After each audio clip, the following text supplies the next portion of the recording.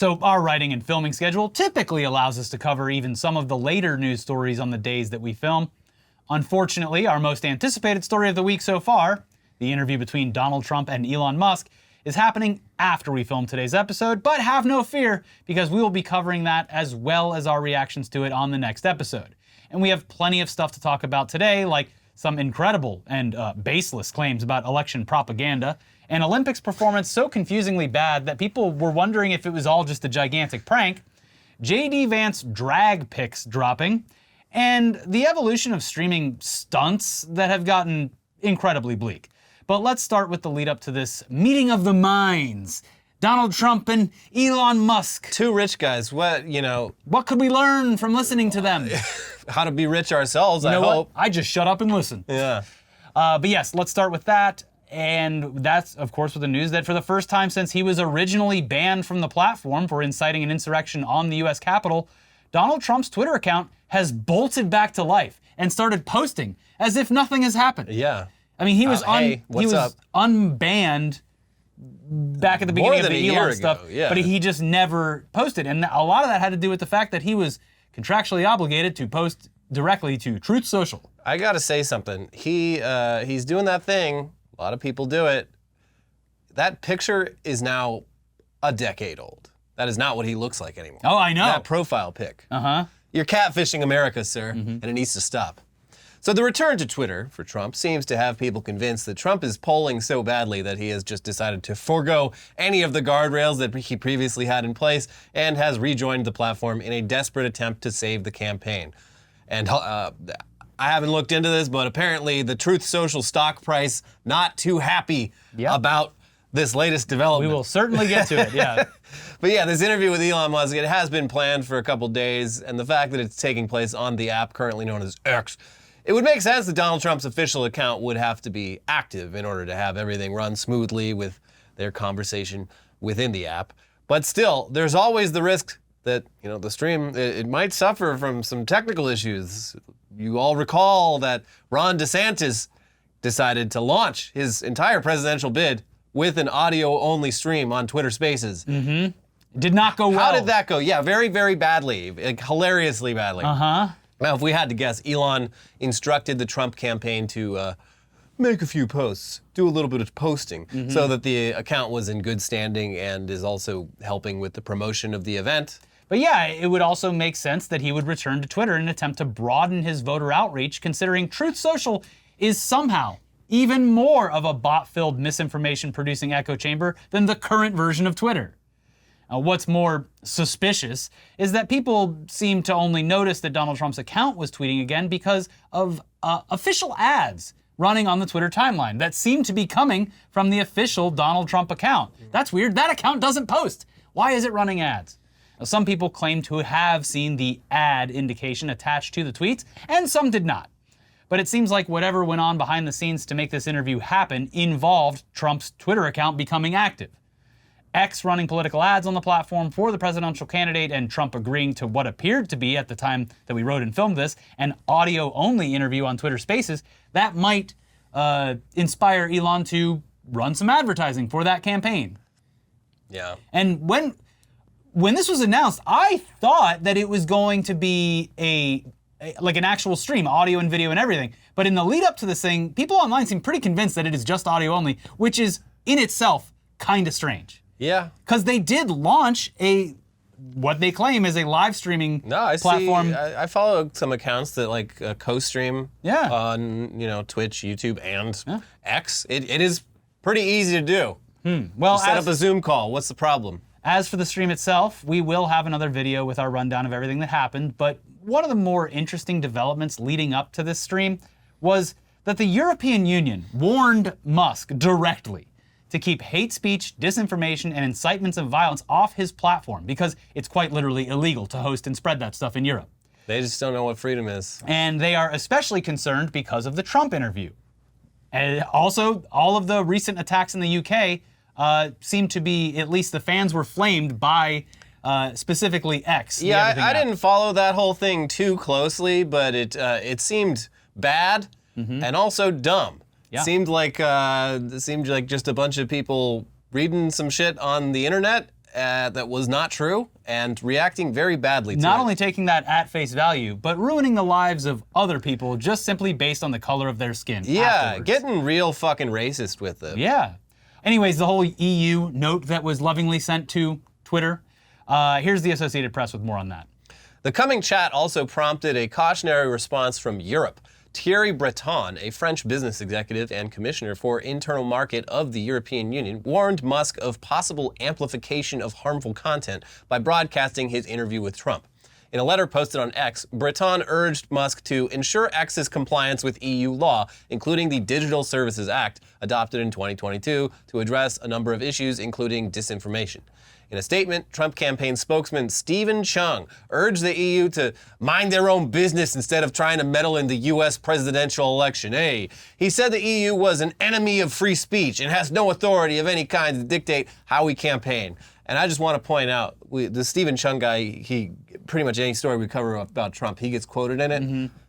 I did not Google what he looked like until recently. Yeah. And he is a giant. Oh, wow. He is a big boy. Apparently, he worked for Dana White before this. Okay. In what capacity? I don't Security? know. Like, literally, he looks like a bodyguard. Big boy. Cool. Anyways, this is all kind of funny because why would anyone worry about potentially violating an international law regarding disinformation if their candidate wasn't a habitual liar whose entire campaign has committed itself to fear-mongering its way back into the White House?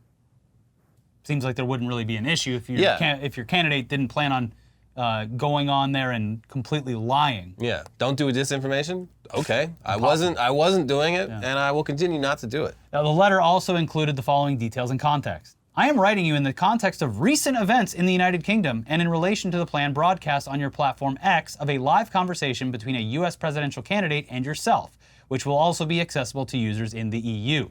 We are monitoring the potential risks in the EU associated with the dissemination of content that may incite violence, hate, and racism in conjunction with major political or societal events around the world, including debates and interviews in the context of elections. I therefore urge you to promptly ensure the effectiveness of your systems and to report measures taken to my team. And we hate to break it to the EU, but unless you actually do something, he's just gonna keep breaking the law. Yeah. Anyways, Linda came in Hot dog! like the mama bear she is. And she responded to this letter saying, "This is an unprecedented attempt to stretch a law intended to apply in Europe to political activities in the US. It also patronizes European citizens, suggesting they are incapable of listening to a conversation and drawing their own conclusions." Yeah, get him, Mama Bear. I do want to point out, I mean, it was a long time ago, but at one point we did assume that some Europeans were capable of listening to things and making the right decisions. We made that mistake once. And not being radicalized. Never again. It is funny that she ended with specifically that. Well, I think the European people are doing just fine. They can listen to anything, and it won't alter their headspace in any way whatsoever. Back to Trump, though. While it is pretty obvious why he has become active on Twitter once again, it could also be that he's just about ready to finally jump ship from Truth Social, which has been it's been a real dud. It's been an absolute failure financially, and that trend has continued with the latest quarterly financial reports for the platform.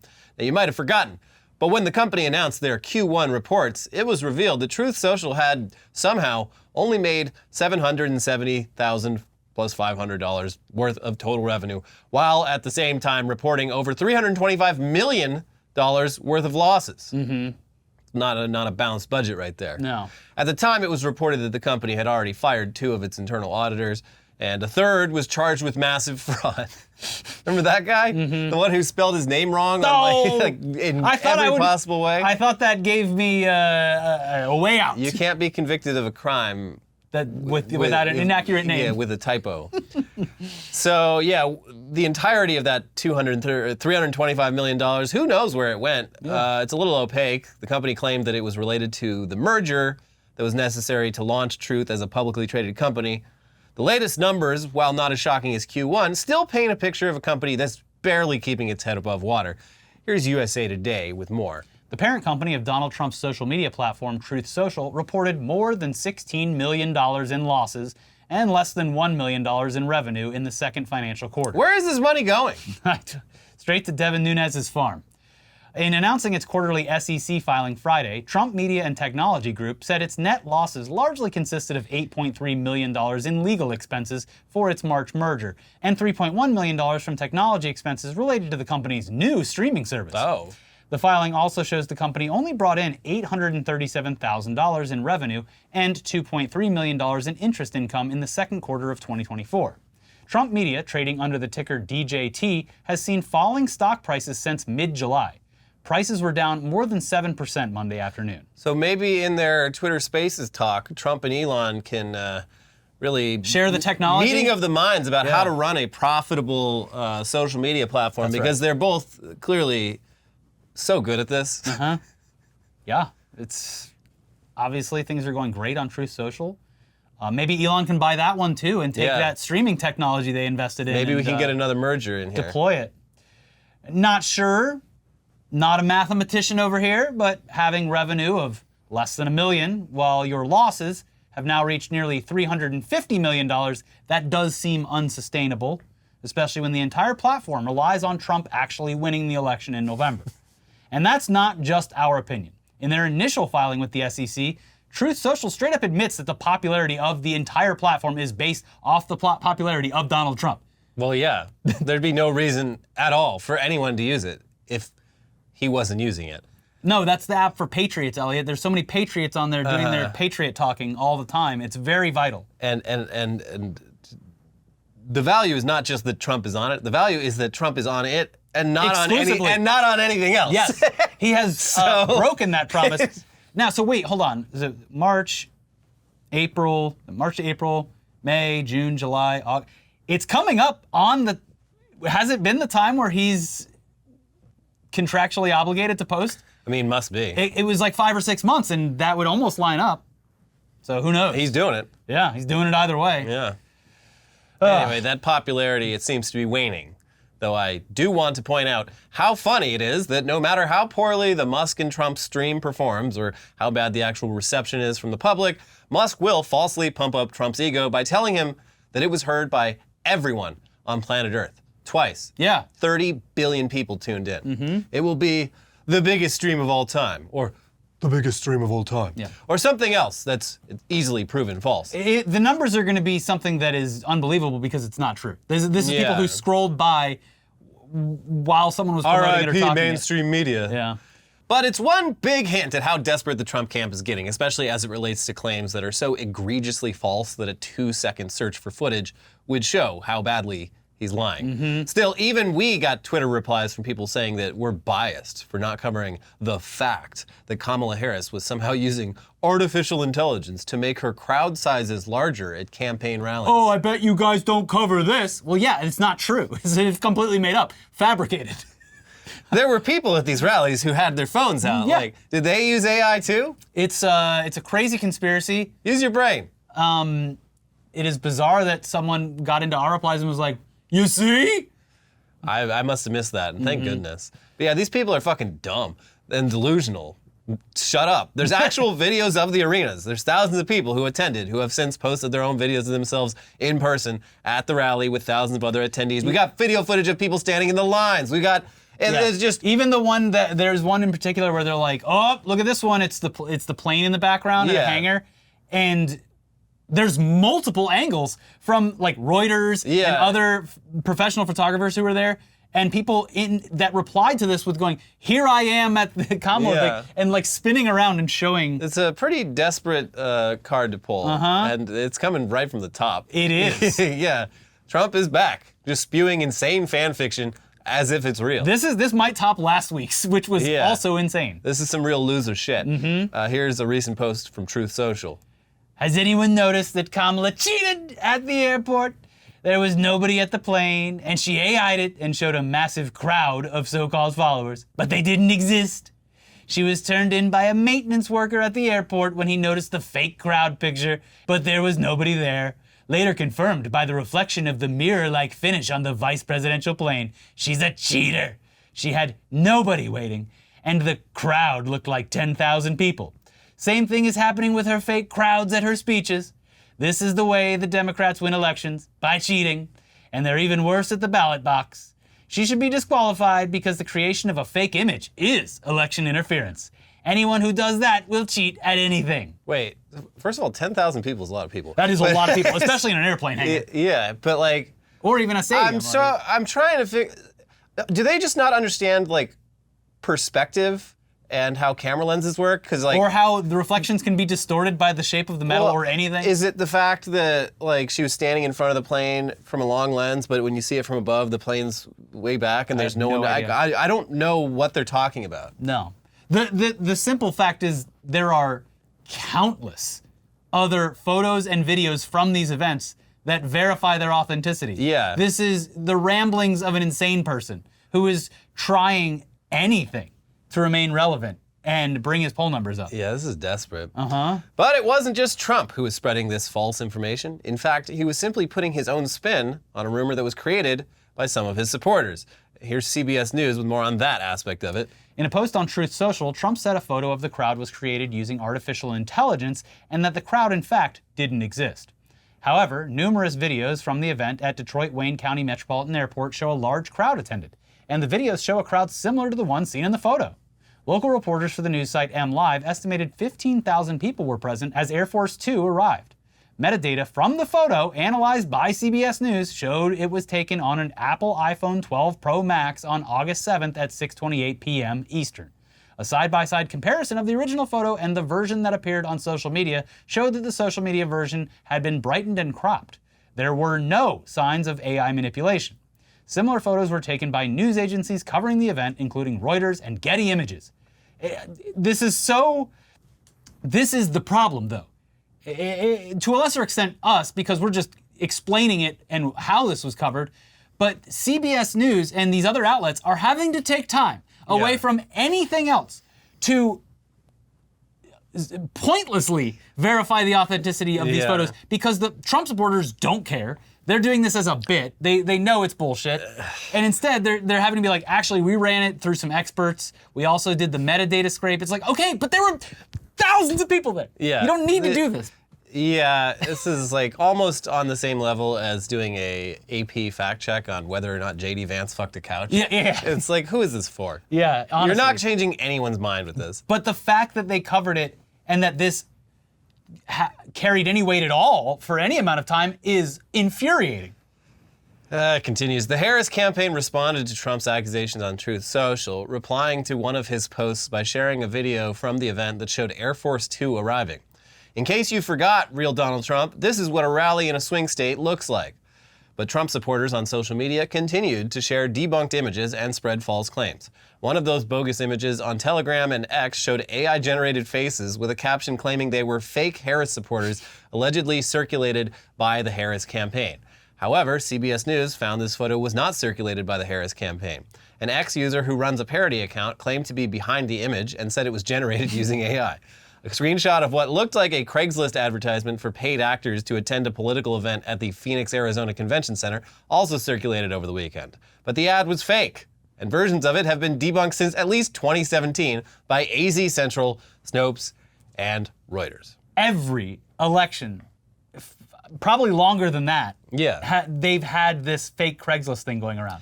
Yeah. People just post it because they know that it's going to get picked up, that other, specifically conservatives, are searching for posts like this. Like, I don't know what to tell you. This is not even a value judgment, but when there are two people running for president, you know, they're getting half the votes, around that much. There's going to be a lot of people who are going to show up to the rallies. Yeah. Like, it's a weird thing in your mind, is it that Kamala Harris is so unpopular that the person who may very well be the next president of the United States can't, like, fill a room? Is that what you're saying? Shut up. Well, I think be serious. The problem is that this is more of what we've come to know from Trump and the conservatives in general is it's projection, because he is the one that has had literal dwindling crowd sizes where if he didn't talk about the size of the crowd, it would be like, okay, well, he didn't say that it was a huge thing. Yeah. But he talks about how he has the biggest crowds in history, and then you actually pan the camera around and there's no one fucking there. So I think he's probably just jealous. Yeah. It's dumb. a strike to his ego for sure. But anyways, before we switch over to a different topic, here's a video from over the weekend where Trump basically claims that he saved Christmas and that Kamala is going to steal Christmas. She's a Grinch. Yeah, from everyone. Grinchy Kamala. So please enjoy this totally normal and not sundowning old man talking about how he somehow saved Christmas. She wants no Merry Christmas even. I just heard today she's a big fan of fighting no Merry Christmas. No, we're going to have Merry Christmas just like we got for everybody 7 years ago. We brought it back. It was in deep trouble. We brought it back. Did you see he calls her a bitch, apparently, in private?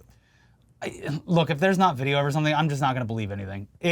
I don't doubt it. I don't think it's something that he wouldn't do, but at this point in the election, I have to see video footage I mean, of this it. was the New York Times. They got their sources. They also said that when the topic of weirdness came up, he said, "Oh, well, they're talking about JD. They're not talking about me." Mm-hmm. Yeah. He's the Threw weird him under the bus. Yeah. Great. Anyways, we have some more news coming up for you in just a second, but this seems like a good time for a break because we have great news. This episode is sponsored. Woo! Hey. Yeah. So let's take a second to thank them for helping make our show possible, and then we'll get right back to those news stories. Our first sponsor today is one of our favorites, Henson Shaving. Yeah. If you were born after 1970, there is a very good chance your first razor was a multi-blade razor. These razors have been the status quo for over half a century, but where has that gotten us? According to a recent study, 2/3 of men expect some irritation when they shave. And this next one is what really makes us upset. Over 2 billion plastic razors enter the landfill every year in the US alone. Yeah, this is why Henson Shaving wants to change the shaving industry. Not through gimmicks like subscriptions or moisturizing strips, but through groundbreaking research on the impact shaving has on your skin. When Henson looked at other razors, they noticed a consistent lack of blade support. Basically, that the blades have too much bend or flex. Think of anything else that you'd cut with a kitchen knife, scissors, etc. You would not want that blade that you use to be moving, because then you'd have less control. Henson's razors are designed to hold the blade so that there is less bend and less wobble. Henson makes their razors in their aerospace machine shop in Canada that also made parts for a Mars rover and the International Space Station. Henson's machinists are exceptional at manufacturing, and that level of precision is one of the big reasons their razor is so much gentler on your skin. They've made it so the blade extends only 0.0013 inches past the shave plane of the razor. That is less than the thickness of a human hair. Plus, the Henson razor works with standard dual-edged blades that cost less than 10 cents each. Once you own a Henson razor, it's only about $3 to $5 per year to replace the blades. The razor itself is made of aluminum and there's no plastic. There's also no plastic in Henson's packaging. I use the razor, I love it, it's great, it's very easy to clean, and of course, I've just got like one pack of the blades. Yeah. I don't even have to shave that often, so that'll probably just last my entire lifetime. Lifetime supply of blades. Yes. Yeah. So it's time to say no to subscriptions and yes to a razor that will last you a lifetime. So visit hensonshaving.com/ITdaily to pick the razor for you and use code ITdaily and you'll get 2 years worth of blades for free with your razor. Just make sure to add them to your cart. And if you're like me, you only shave a couple times a week, heck, that might be a couple years for you. Yeah. That is 100 free blades when you head to hensonshaving.com/ITdaily and use our code ITdaily. And coming up on 300K, I might have to finally try out the Henson razor for myself. I don't want you to, because people are going to unsubscribe when you do that. No, they'll tune in. They'll tune in for it. Prove me wrong. They want to see my chin. They want to see my Looking like cheeks. JD Vance under there. Yeah. That would be horrible. I hope not. Yeah. This episode is also sponsored by HelloFresh. We all know home-cooked meals are so much better for you, but you don't always have time to pull it off. But with HelloFresh handling all the meal planning and shopping and most of the prep, it's easier than ever to get dinner on the table quick and painless. No more endless recipe searching or spending money on a whole jar of spices for only a pinch. With HelloFresh, everything you need to make delicious meals comes right to your door, pre-portioned and fresh. Plus, the included step-by-step recipe cards make cooking simple. There's always new flavors to explore with an ever-changing menu of 50 recipes to choose from every week. Just pick your meals and your delivery date. It's that simple. Choose from a variety of menu options to suit all your needs and tastes. From fit and wholesome to quick and easy, or vegetarian to family-friendly. There's something for everyone to enjoy. With summer in the rearview mirror and busier days ahead, now is the perfect time to save time and money when it comes to your dinner routine.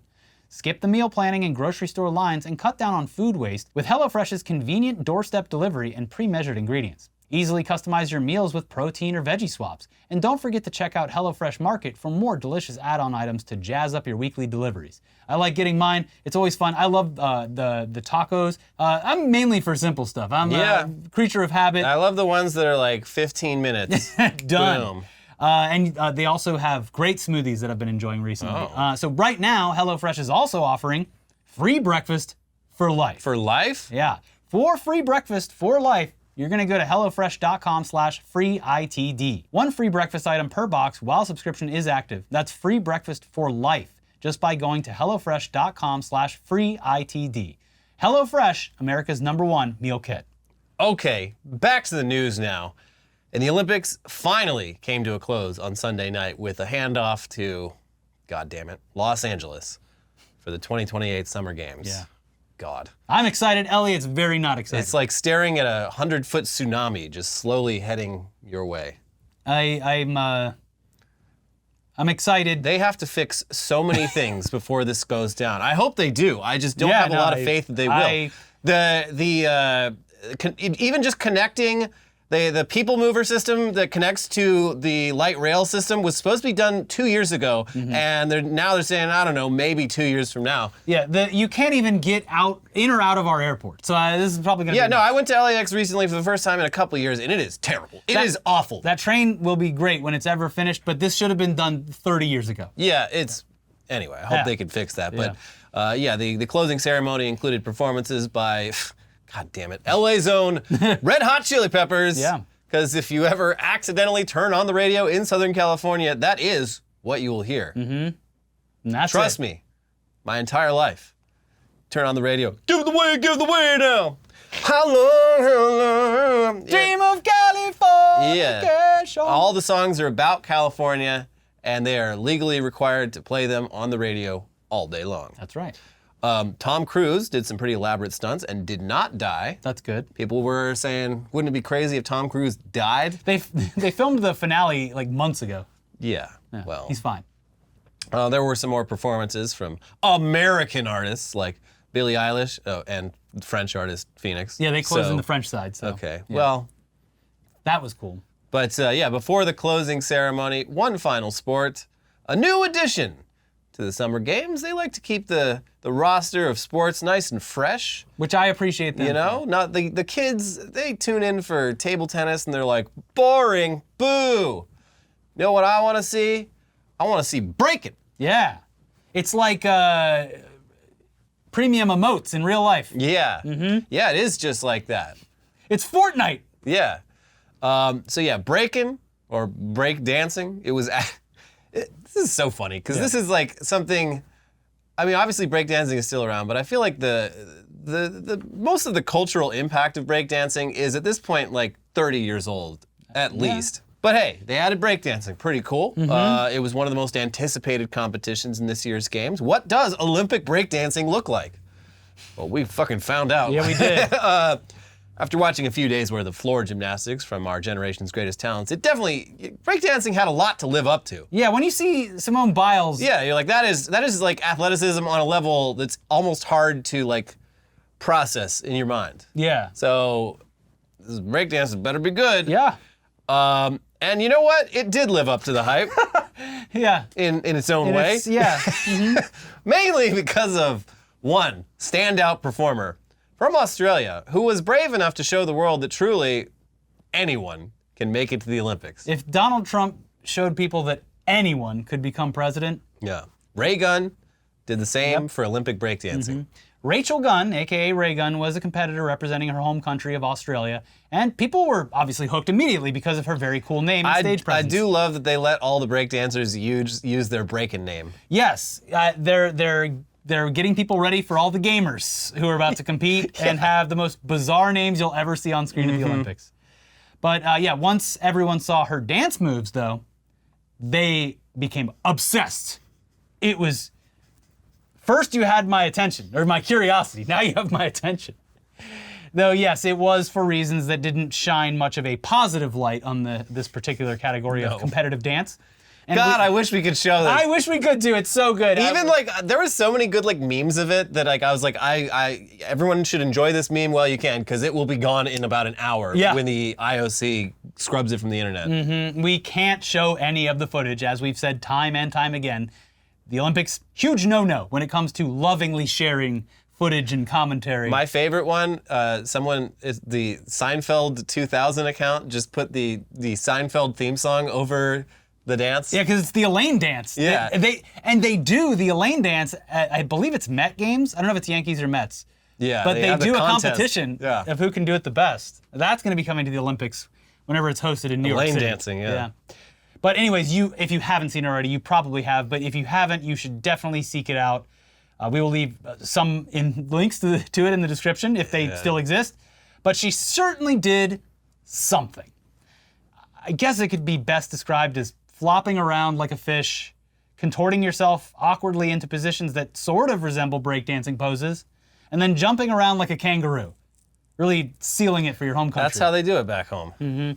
Also, throughout the entire routine, scoring 0 points from the judges. And may God have mercy on your soul. Which is honestly pretty incredible in its own right. Yeah, like I've never seen someone get 0 points in any Olympic like judged competition. Yeah. That's crazy. That's a huge accomplishment. Yeah. They should give like a see-through medal. Yeah. We saw right through you. Should give you a dead fish. Yeah. Take It's a from bite, take the a bite river. out of that. Yeah. But still, regardless of how awful this routine was, it caught fire on social media, and Ray Gunn became something of a simultaneous hero and anti-hero for a plethora of reasons. But let's give you all the basics via this recent report from ABC News. Ray Gunn, whose birth name is Rachel Gunn, went viral after her performance Friday in Paris, where she took on B-girls in their late teens and early 20s with unique dance moves that quickly became the focus of memes and jokes on social media. Gunn did not earn a medal in Paris, losing her 3-round robin battles by a score of 54-0. The online criticisms of Gunn's performance led her to defend her skills, telling reporters that what she brought to her performance was creativity. Yeah. I was never going to beat these girls on what they do best, their power moves, Gunn said, according to ESPN. What I bring is creativity. All my moves are original, she continued. I bring the razzle-dazzle. Creativity is really important to me. I go out there and I show my artistry. Sometimes it speaks to the judges, sometimes it doesn't. I do my thing, and it represents art. That is what it is about. No, this is actually sporting competition. Yeah. The art competition is in Melbourne, Australia. She's like, what, like 35? Yeah. She's like, yeah, that was another thing. People are like, wait. I'm so tired She's of like this, more too. than twice the age of these people. Hey, this sucks as a person who is now firmly in middle age, is every time you turn on the Olympics and it's like, there she is, or there he is, whoever, in the twilight of their career, 28 years old, no chances left. That's kind of all sports. I know, but it just stings, okay? Except for hockey. You can play hockey like well into old True, age. but it is bizarre, like watching baseball specifically, because that's my sport of choice, and rooting for guys who are like 15 years children. younger than me is strange, and it hurts inside. But yeah, continuing on. On social media, some users dubbed one move by Gunn the kangaroo, while others compared her dance moves to when a child asks you to watch their performance. Look what I can do! Look what I can do!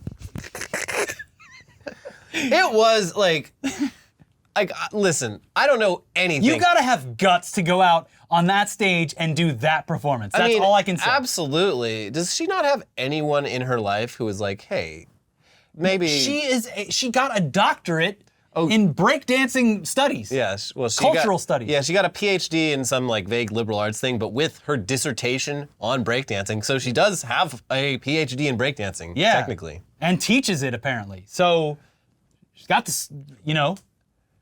But just like me not knowing anything about breakdancing, like this is what I would do if you sent me out there and just said breakdance. Yeah. I'd just sort of like roll around on the ground and like freeze, and yeah, it was very strange. And the worst thing was it's just not athletic at all. This did look like a child just sort of rolling around on the ground. Yeah. Like the real like athleticism in breakdancing is like the amount of Spins contortion and and balance positions and you're holding. Yeah, the amount of strength it takes to basically do like a pommel horse routine like on the ground. Yes. Did they not use maybe I didn't see any cut up That's the problem. delivery boxes on the ground. That's the problem. How am I supposed to dance on this fancy floor? Yeah. I'm used to dancing on dirty pieces of cardboard. Mm-hmm. That's why. But this does go a little bit deeper. As we mentioned, she's actually a university lecturer back in Australia, and she got a doctorate in breakdancing culture, apparently, which is great. But still, it looks like her own country's athletes got a kick out of it. They were parading her around after the competition, and everyone making fun of the routine online. And that caught the attention of the head of Australia's Olympics team, who defended her honor, saying the following. I love Rachel, and I think that what has occurred on social media with trolls and keyboard warriors and taking those comments and giving them airtime has been really disappointing, Mears said at a news conference, according to ESPN. Raygun is an absolutely loved member of this Olympic team. She has represented the Olympic team, the Olympic spirit, with great enthusiasm. And I absolutely love her courage. You can't deny that it took courage to get up there and do that. That's all I can say. Her courage. Yeah. I love her character, and I feel very disappointed for her that she has come under attack that she has. On Sunday, the head judge of the breaking competition in Paris defended Gunn, while the head of the World Dance Sport Federation said officials are looking out for her mental safety after the online criticism.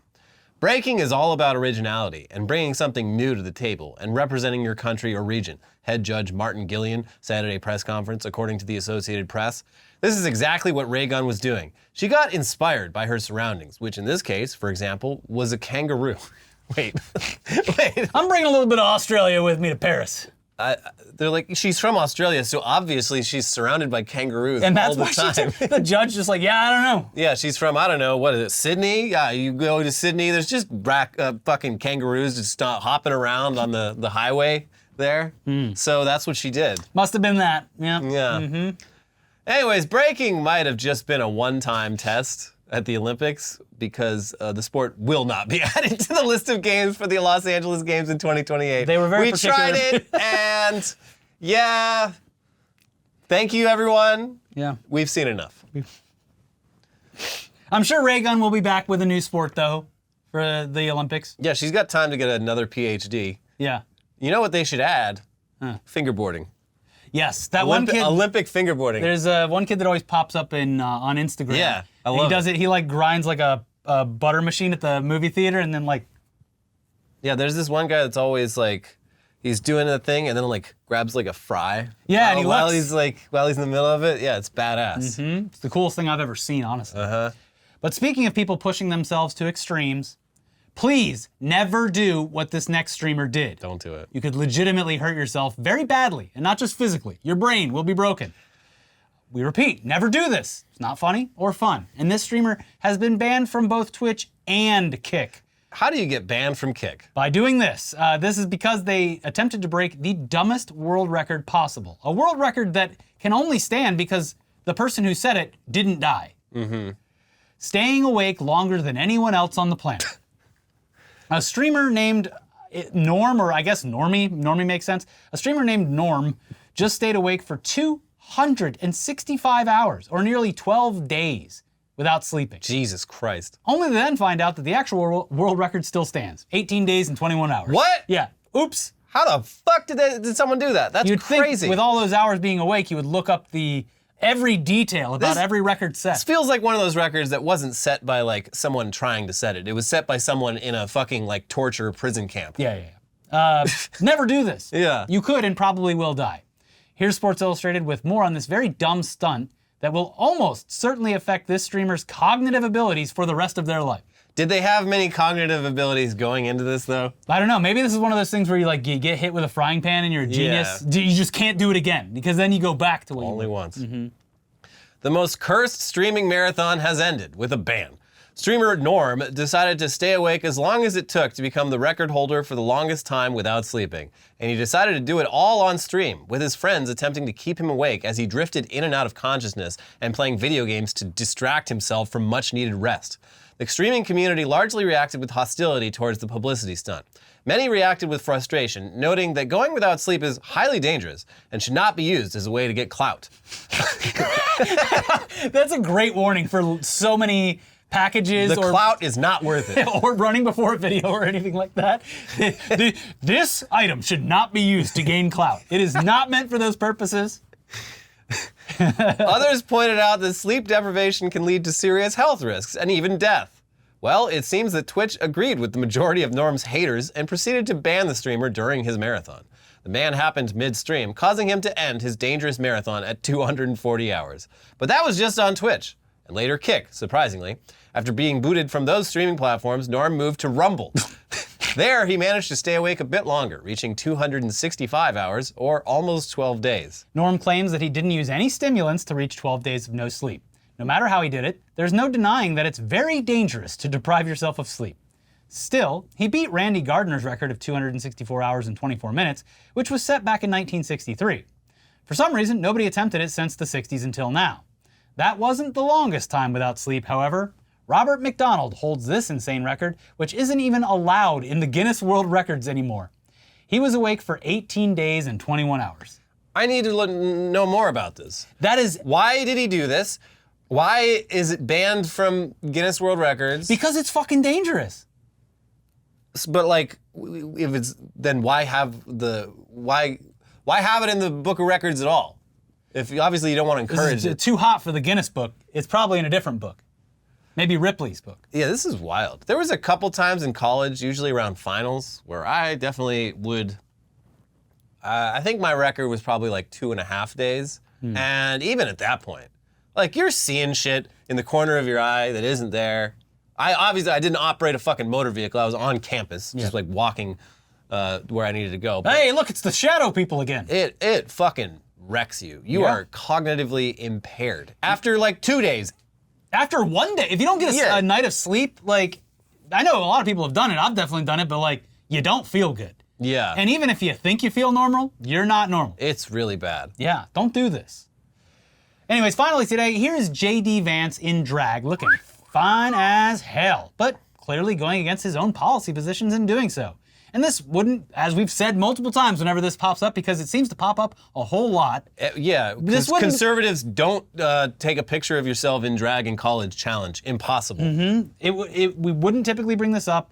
This isn't something that people should get offended by or anything like that. But this guy, who clearly is enjoying himself while being dressed up as a woman, is very close, is attached to a ticket that could literally take the basic human rights away from people who just maybe want to do the same, regardless of their gender. Yeah.